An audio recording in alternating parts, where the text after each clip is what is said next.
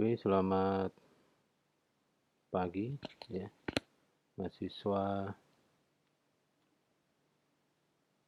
yang mengambil mata kuliah teori belajar dan pembelajaran. Ya. Hari ini tatap mukanya melalui asinkron ya. Teman-teman bisa melihat video pembelajaran di YouTube ya. Tatap muka hari ini adalah evaluasi pembelajaran dan evaluasi hasil belajar ya. Ya, evaluasi hasil belajar.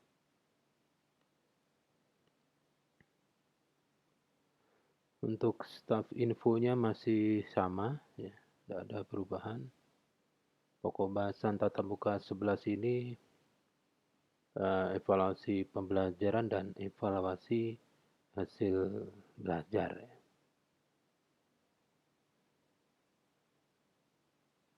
Tujuan pembelajarannya setelah mengikuti pembelajaran tatap muka hari ini, mahasiswa peserta didik diharapkan dapat menjelaskan definisi evaluasi pembelajaran, menjelaskan definisi evaluasi hasil belajar, dapat mendeskripsikan fungsi evaluasi hasil belajar, dapat menyebutkan komponen-komponen instrumen dalam evaluasi hasil belajar, dan yang terakhir dapat menjelaskan prosedur evaluasi hasil belajar.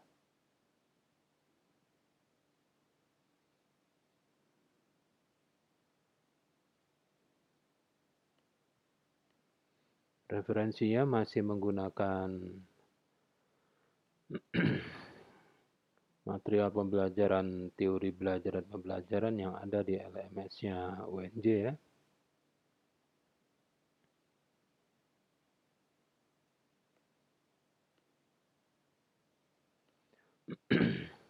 Kita mulai dari definisi evaluasi ya. Ini baru hanya evaluasi saja. Jadi evaluasi ini dari bahasa Inggris evaluation yang dapat diterjemahkan sebagai penaksiran atau penilaian. Sehingga evaluasi tanpa embel-embel ya adalah suatu proses untuk menentukan nilai seseorang dengan menggunakan patokan tertentu untuk mencapai tujuan tertentu. Itu definisi evaluasi. Nah, kalau evaluasi pembelajaran, ya, ini ada tambahan pembelajaran. Jadi evaluasi pembelajaran adalah proses, ya. Proses untuk mengumpulkan, menganalisis, dan menginterpretasikan informasi secara sistematis untuk menetapkan ketercapaian tujuan pembelajaran. Jadi ini di bidang pembelajaran. Evaluasi pembelajaran ini merupakan evaluasi tapi di bidang pembelajaran. Atau evaluasi, kegiatan evaluasi di bidang pembelajaran. Jadi prosesnya itu 3 ya. Mengumpulkan, menganalisis, telah dikumpulkan, datanya dianalisis ya. Gitu ya. Terus setelah dianalisis ya hasil analisis adalah interpretasi ya. Menjadi bukan data lagi tapi sebagai informasi. Ini nanti digunakan untuk melihat ya. Melihat sampai di mana tujuan pembelajaran itu tercapai. Itu evaluasi pembelajaran. Jadi dibahas di LMS. Jadi evaluasi pembelajaran adalah penentuan. Jadi proses untuk menentukan kesesuaian antara tampilan peserta didik ya, penampilan peserta didik, bukan logonya, lokomotif, bukan wajahnya ya. tampilan. Jadi misalnya unjuk kerja peserta didik dengan tujuan pembelajaran. Apakah peserta didik ini telah mencapai tujuan pembelajarannya gitu, atau sudah menguasai beberapa tujuan pembelajaran. Jadi yang dievaluasi adalah karakteristik peserta didik. Jadi bukan yang lain ya, karakteristik. Kalau karakter itu kan unik ya. Setiap objek itu mempunyai karakter yang unik. Dengan menggunakan alat. Alatnya apa ya? Tolok ukur tertentu. Jadi yang disebut karakteristik peserta didik ini dalam lingkup kegiatan pembelajaran, ini adalah penampilan ya. Unjuk kerja peserta didik di bidang atau dalam bidang kognitif ya. Pengetahuan intelektual, terus bidang afektif, sikap, minat, motivasi, dan psikomotor, keterampilan gerak atau tindakan. Jadi tampilan tersebut dapat dievaluasi ya, secara lisan tertulis maupun perbuatan. Jadi kita bisa mengevaluasi peserta didik itu dengan cara lisan, ya, pertanyaan lisan gitu saja. Wawancara maksudnya gitu ya. Atau pertanyaannya dijadikan dalam bentuk kalimatnya, bisa dibaca, itu tertulis. Atau diamati, jadi perbuatannya bagaimana. Jadi peserta didiknya yang melakukan sesuatu nanti diamati. Nah, beda lagi dengan evaluasi hasil belajar. Kalau tadi evaluasi pembelajaran adalah menentukan kesesuaian antara penampilan peserta didik dengan tujuan pembelajaran.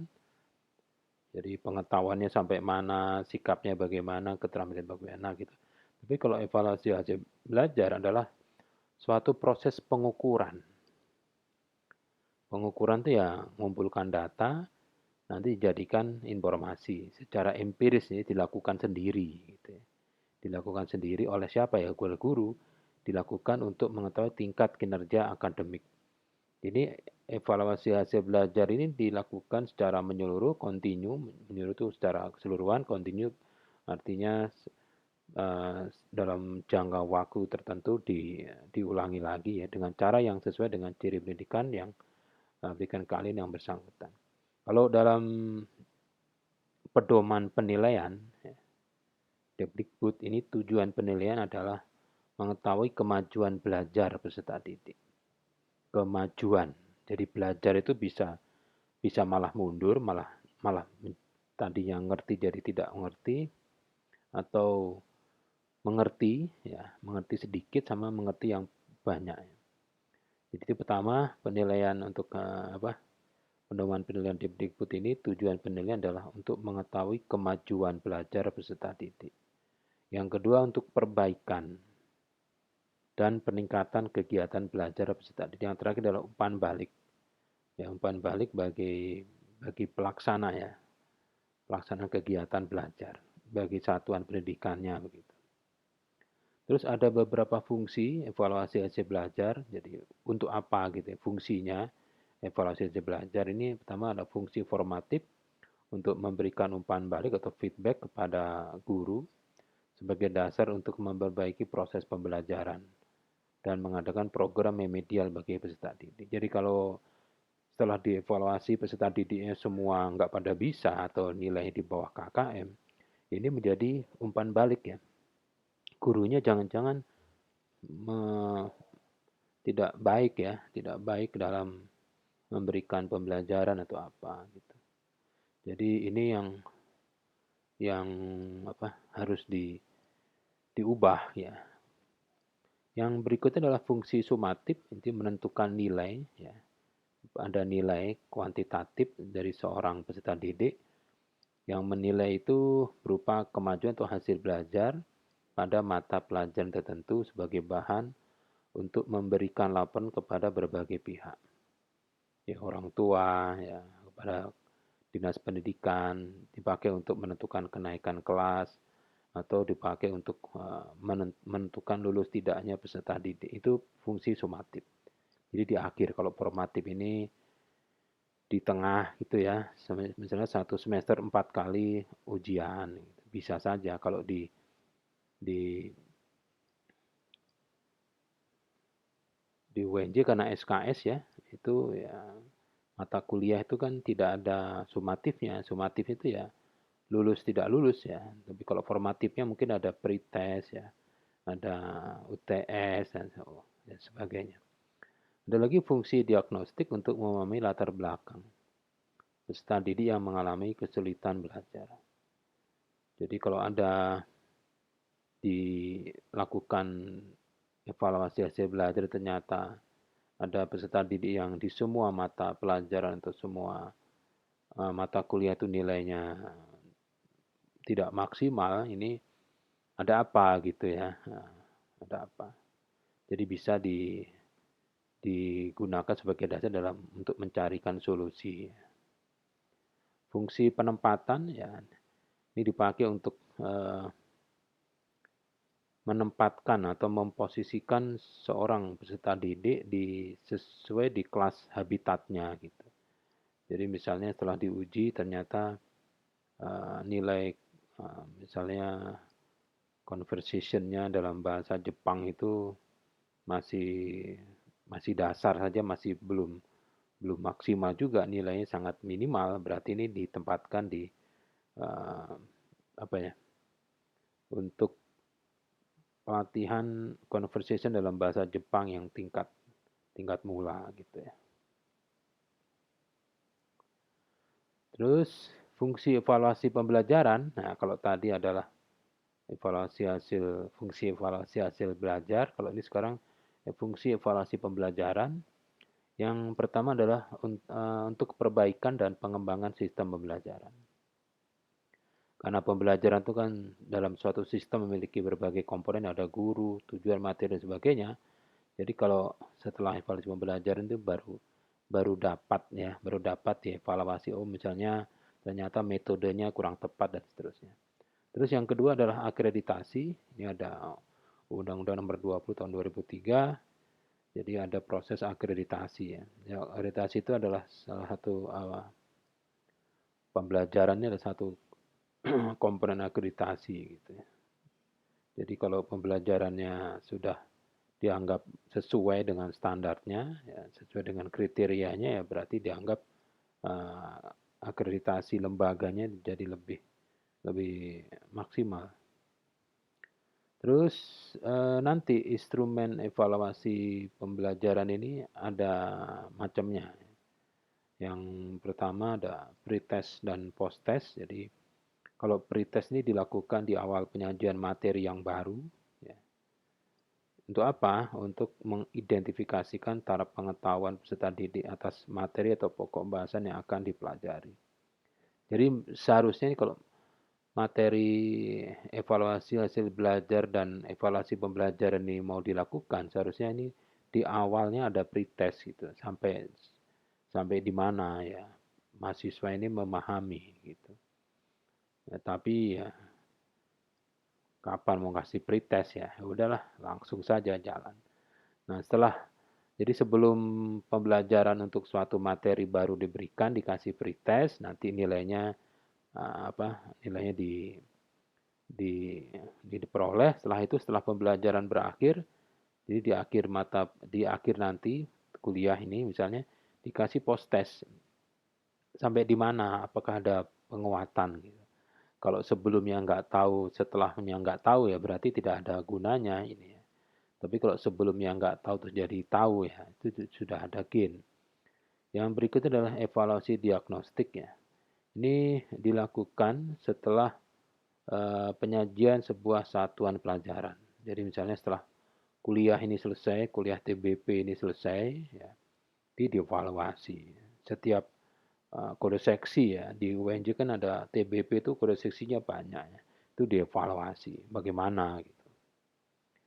Jadi apakah apakah baik ini kalau uh, daringnya sama luringnya itu masing-masing 50%, apakah efisien ya, luring atau daring. Kalau daring itu kan sulit ya, nggak bisa mengendalikan karena kalau tampilan yang di layar itu kan ada, tapi ternyata orangnya juga belum tentu ada gitu ya. Yang berikutnya adalah evaluasi selektif. Ini dilakukan dengan tujuan memilih peserta didik yang paling tepat ya, dimasukkan dalam suatu program kegiatan tertentu. Ini evaluasi pembelajaran. Jadi misalnya ada proyek kemanusiaan gitu ya, ditaruh di Semenanjung Malaysia misalnya. Di sana itu orangnya harus dapat bekerja sendiri ya di suatu area gitu. Nanti dari 10 orang ini diadakan evaluasi.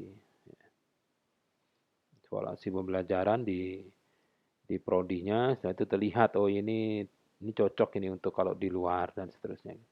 Nah, itu penempatan misalnya, bukan selektif ya. Penempatan. Jadi evaluasi penempatan. Kalau selektif ini program kegiatan ya. Misalnya program kegiatan sifatnya bukan di lokasi ya, tapi di materinya. Misalnya materi pengetahuan ya, atau yang orangnya suka di praktek terus ya. Yang kelima, evaluasi formatif ini dianggap sebagai ulangan ya. Kalau Anda pernah dengar ya, nanti ulangan. Ada ulangan, kalau dulu waktu sekolah itu ada ulangan ya.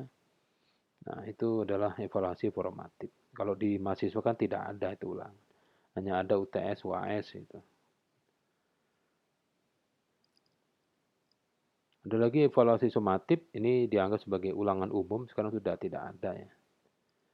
Untuk mengukur kinerja akademis peserta didik di akhir periode pelaksanaan program. Jadi kalau dulu itu, kalau waktu saya dulu selesai kelas 10, jadi setelah kelas 10 di ujung itu ada ulangan umum untuk kenaikan itu. Jadi ternyata belajar setahun itu hanya ditentukan oleh ujian yang hari itu aja gitu. Kalau sekarang enggak ya, tentukan dari nilai-nilai sebelumnya. Tapi udah pasti lolos kan dari sebelum-sebelumnya itu, kalau nilainya kecil kan harus remedial. Ada lagi ujian nasional, ini secara prinsip sama dengan sumatif ya, tapi dilakukan dengan tujuan sebagai alat penentu kenaikan status tadi. Ini tapi ujung-ujungnya ujian nasional itu untuk juga melihat kondisi sekolah gitu ya, sehingga ujian nasional sudah dianggap tidak relevan gitu. Jadi tidak ya, sudah tidak ada lagi ujian nasional. Nah, macam instrumen evaluasi hasil belajar ini banyak ya. Kalau instrumen tes ini biasanya berbentuk pertanyaan atau tugas atau seperangkat tugas yang direncanakan. Maksudnya dibuat, direncanakan gitu. Dibuat, bukan ngambil ya. Instrumen tes itu bukan ngambil punya orang gitu. Tapi memang dikembangkan secara sendiri ya. Atau psikolog ya. Jadi pertanyaan mempunyai jawaban atau kriteria yang dianggap benar. Misalnya ya, ada tes esai. Tes esai ini uraian. Tes esai. Jadi jawaban berbentuk ekspresi pikiran peserta didik. Gitu. Nah, ada tes uraian, tes esai ini ada tes uraian bebas. Bebas ini ya pertanyaannya terbuka gitu ya. Apa pendapat Anda tentang demokrasi di Indonesia? Wah, itu kan pertanyaannya konyol. Bebas, jawabannya bisa kemana-mana gitu. Nah, ini akhirnya yang mengoreksi jawabannya itu harus juga mempunyai ilmu yang komprehensif, kalau enggak ya enggak bisa gitu. Sehingga dibuatlah tes evaluasi hasil belajar menggunakan tes uraian terbatas. Jadi mengukur hal-hal yang spesifik saja gitu, tidak luas ya. Apa yang kau ketahui tentang sistem pemilihan rektor di UNJ ya, itu kan sudah spesifik. Terus ada lagi yang tes uraian tapi berstruktur. Ini biasanya ada satu soal nomor satu atau tidak nomor satu ya, ada tabel angka-angka, ada grafik, ada blok diagram, ada suatu paragraf yang isinya kasus. Nah, terus lihat paragraf di atas, itu soal nomor satu. Terus nomor dua, dengan menggunakan paragraf di atas kira-kira ini apa dan seterusnya. Jadi bertingkatnya. Ini berstruktur ini untuk melihat sistematika ya. Ada lagi yang bukan tes urean atau tes isai. Ini tesnya cuman dicontreng-contreng aja ya gitu ya. Kalau tadi kan pakai isinya otak berpikir ya. Kalau yang tes objektif ini bisa ngawur ya. Ini kelemahannya. Jadi tes benar salah ya. Jadi ada suatu pernyataan, ya itu nanti pernyataan itu apakah benar, apakah salah gitu. Ini sulit sulit membuatnya tapi gampang mengoreksinya. Kan jawabannya tidak boleh betul-betul semua dan tidak boleh salah semua. Jadi pernyataan yang dibuat itu harus bernilai benar atau bernilai salah. Ada lagi tes menjodohkan, ada premis, ada jawaban. Jadi sebelah kiri itu ada suatu premis, terus jawabannya ada. Jadi sebelah kiri 10 pernyataan, sebelah kanan ada 20 jawaban gitu. Nah, mana namanya menjodohkan. Jadi bisa saja 10, 2 lebih dari satu premis itu jawabannya sama gitu ya.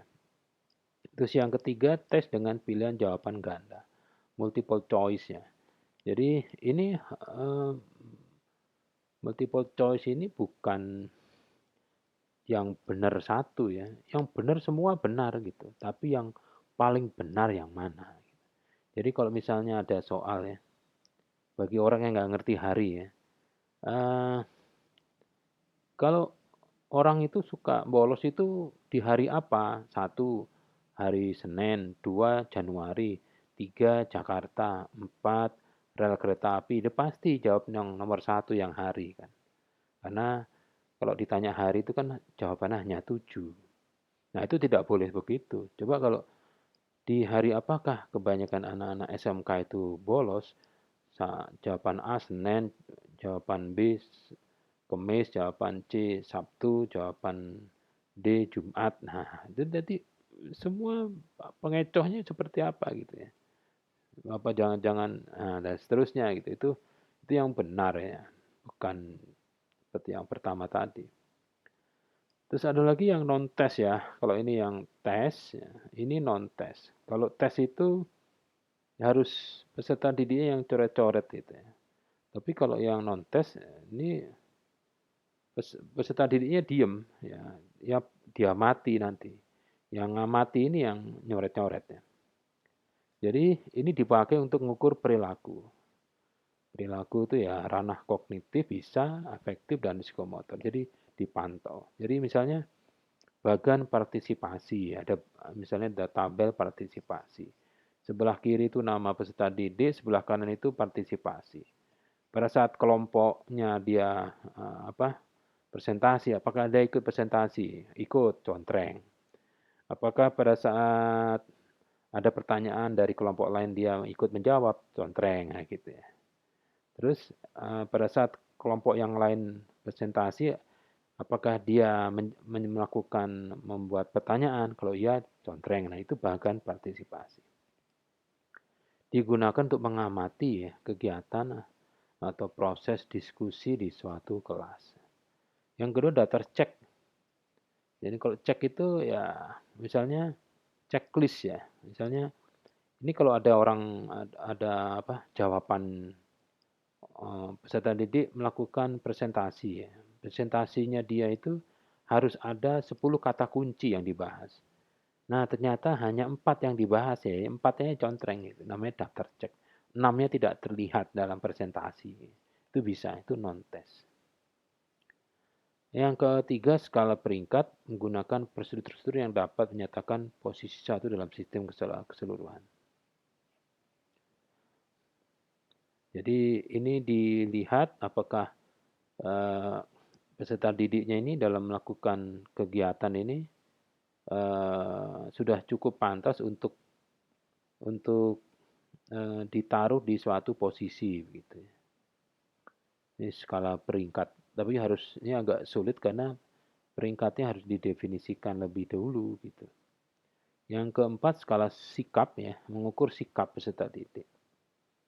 Ini definisi objek sikapnya harus diukur, harus yang akan diukur tuh harus dipahami dulu ya. Misalnya kalau sikap peserta didik saat dites ya, pakai tes pakai apa? Pakai tes tulis ya. Apa yang Anda lakukan kalau menemukan dompet berisi uang dan KTP? Jawaban A ya dikembalikan ke orang yang ada di KTP-nya. B dan C dan seterusnya ada. Itu kalau di tes ya pasti jawabnya A. Tapi kalau peserta didik lihat di jalan ada dompet ya itu lain lagi jawabannya gitu. Jadi sikapnya dilihat ya. Jadi sikap itu didefinisikan dulu nanti baru bisa terlihat ya. Skala sikapnya itu ya sangat baik, baik dan seterusnya gitu ya. Nah, terus prosedur untuk mengembangkan instrumen evaluasi hasil belajar ya. Yang pertama menentukan tujuan penilaian. Jadi tetap ya kalau mau membuat instrumen evaluasi hasil belajar yang pertama adalah menentukan tujuan ya. Tujuan yang mau dinilai itu apa. Ini harus dibuat di awal karena akan menjadi arah. Arah apa ya? Materinya, jenis modelnya, terus karakter alat penilaiannya. Ya. Terus rumusan tujuan penilaian harus memperhatikan domain hasil belajar. Jadi tujuan penilaiannya itu juga harus afektif, kognitif, dan psikomotor. Nah, setelah menentukan tujuan penilaian, baru mengidentifikasi kompetensi dan hasil belajar. Jadi, kompetensi itu adalah pengetahuan, keterampilan sikap, dan nilai yang direfleksikan dalam kebiasaan berpikir dan bertindak. Jadi setelah menentukan tujuan ya mengidentifikasi, diturunkan ya kompetensinya itu apa dan hasil belajarnya apa gitu. Terus setelah itu yang ketiga baru menyusun kisi-kisi ya, instrumen hasil belajar. Evaluasi hasil belajar. Jadi maksudnya ini berisi format atau pemetaan soal yang menggambarkan distribusi item untuk berbagai topik. Jadi langkah-langkah menyusun kisi-kisi soal itu adalah, jadi kalau Anda membuat soal matematika gitu ya, ya silabusnya dulu Anda baca gitu. Oh, silabusnya ini tujuan pembelajarannya A, ya, indikatornya ada 4. Nah, kalau indikator ada 4, jadi menyusun kisi-kisinya. Dari kisi-kisinya itu dari 4 indikatornya ada 4, setiap indikator itu dibikin misalnya satu indikator ada 2 kisi-kisi gitu. Jadi 8 kisi-kisi. Baru nanti 8 kisi-kisi itu dibuatkan soalnya. Terus disusun lembar jawabannya, kuncinya harus ada, setelah itu menyusun pedoman penskoran. Apakah soal nomor 1 nilai 1 kalau benar dan seterusnya gitu. Nah, syarat kisi-kisi ya harus representatif ya, harus mewakili isi kurikulum. Jadi jangan sampai tujuan belajarannya 4, setiap tujuan itu ada indikatornya 1, jadi 4 indikator, ternyata indikator 1 itu kisi-kisinya tidak mengukur indikator 1 gitu ya. Itu tidak boleh. Jadi harus terurai, jelas dan mudah dipahami. Ini soalnya dapat dibuat sesuai indikator dan bentuk soal yang ditetapkan. Ini misalnya ya, misalnya nama satuan pendidikannya ya, misalnya SMA Negeri 42 Halim, mata pelajarannya matematika atau aljabar atau trigonometri gitu. Jurusannya misalnya ya, program keahlian misalnya IPA ya, kurikulum acuannya menggunakan Merdeka Belajar ya. Terus alokasi waktunya misalnya 4 kali 50 menit, jumlah soalnya 100, syarat kompetensinya apa, SK-nya. Nah, nanti SK itu nanti ada kompetensi dasar. Ya, kompetensi dasar.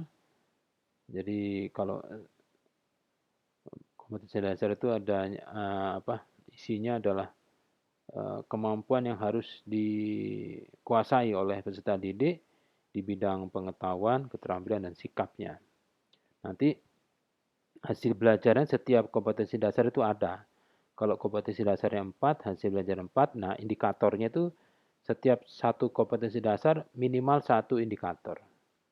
Indikator itu misalnya tujuannya mencari sendal di pasar gitu ya. Indikatornya ya telah mendapatkan sandal gitu ya. Jenjang kemampuannya ya ini C1 ya, kompetensi 1 pemahaman sampai C6 ya. Bentuk soalnya mau seperti apa ya. Bentuk soalnya misalnya tes multiple choice ya, multiple choice. Jadi kalau indikator pertama soalnya multiple choice, nomor soalnya ada berapa? Bisa 2 atau 4 dan seterusnya, di banyak. Saya nggak ngerti apakah nanti ini diberikan lebih mendalam di mana gitu. Kalau di teori belajar pembelajaran ini hanya sepintas seperti ini gitu ya. Toh juga Anda belum tentu jadi guru kan ya. Ya teruskan. Nah untuk mengembangkan instrumen hasil belajar ya.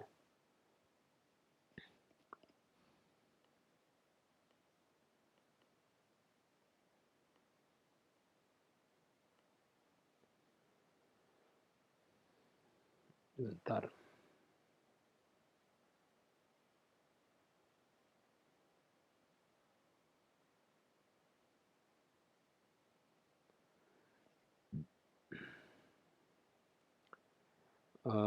Pertama yang keempat tadi sudah dibahas ya 1, 2, 3, tinggal ini yang keempat. Setelah itu setelah membuat kisi-kisi mengembangkan draft instrumen evaluasi hasil belajar. Jadi instrumen penilaian dapat dibuat dalam bentuk tes atau non-tes ya tergantung ya mau pakai tes atau bukan. Setelah itu menulis soal ya, sesuai dengan kisi-kisi ya, terus ini harus jelas, fokus, dan menggunakan bahasa yang efektif.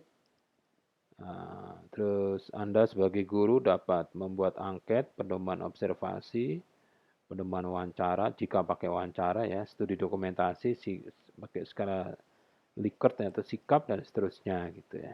Ini normatif sekali. Setelah itu uji coba dan analisis soal. Jadi instrumen yang sudah disusun tadi diuji cobakan di lapangan ya, jangan langsung ke peserta didik ya, diuji cobakan dulu. Ini ada syarat-syaratnya gitu ya. Nah, kalau sudah diuji coba, nanti baru ada yang begitu sudah ada datanya, terus dianalisis ya, harus direvisi ya, sesuai dengan tingkat kesukaran dan daya pembeda. Jadi kalau tingkat kesukaran itu ya, atau gimana ya, tingkat kesukaran itu misalnya dapat. Jadi kalau ada soal nomor 1, soal pertama itu, kalau yang disebut baik itu, kalau tidak ada yang semua menjawab salah dan tidak ada yang menjawab benar gitu. Jadi misalnya soal nomor 1 diujikan ke 20 orang ya. Ternyata dari 20 orang itu semua jawab benar, itu tidak punya tingkat kesukaran. Jadi paling mudah semua benar, atau sebaliknya jadi soal nomor 1 itu semua 20 peserta didiknya itu yang menguji coba itu jawabnya salah. Nah sudah, ya nggak bisa. Jadi tingkat kesukaran itu harus bisa dijawab dengan benar oleh misalnya 70%. Nah, jadi kalau 170 orang itu. Dan daya pembeda. Jadi soal yang baik atau instrumen yang baik itu dapat membedakan mana peserta didik yang bisa dan tidak bisa gitu. Jadi tidak boleh soal nomor sekian ini peserta didik yang bisa atau enggak bisa tuh semua jawabnya benar, itu enggak bisa. Nah, nanti setelah dilihat ya tingkat kesukaran dan daya bedanya sudah memenuhi persyaratan standarnya, baru dilihat bahasanya ya. Setelah itu direvisi total. Jadi bisa saja hasil uji tadi dari misalnya 10 soal, setiap soal satu indikator, jadi 10 indikator masing-masing satu soal, ternyata indikator 1 dan 4 ini dibuang. Nah, ini menjadi masalah ya. Jadi indikator 1 dan 4 tidak ada butir soalnya, sehingga kalau ada 10 indikator sebaiknya setiap indikator itu minimal 2 butir soal. Jadi kalau ada yang dibuang masih ada 1. Kalau mau bagus lagi satu indikator itu 4 soal. Jadi kalau 10 indikator ya 4 kali 10 40 soal. Jadi kalau misalnya soal nomor 1 sampai nomor 2 dihapus, itu masih nomor 3 dan 4 untuk mewakili indikator 1. Nah, hasil revisinya dirakit menjadi suatu instrumen yang terpadu. Nah, ingat ya, validitas skor, nomor urut, pengelompokan, bentuk, penataan soal harus diperhatikan. Nah, ini prosedur dalam pengembangan instrumen evaluasi hasil belajar. Sudah habis ya. Ini tatap muka yang ke-11 ya. Jadi sudah semua diberikan definisi evaluasi pelajaran, evaluasi hasil belajar, fungsi, dan komponen dan prosedur. Saya kira nanti Anda bisa baca sendiri, lihat sendiri di LMS ya. Nanti akan ada tugas mandiri yang akan diupload di Google Classroom. Saya kira sampai di sini kita ketemu lagi di minggu yang akan datang.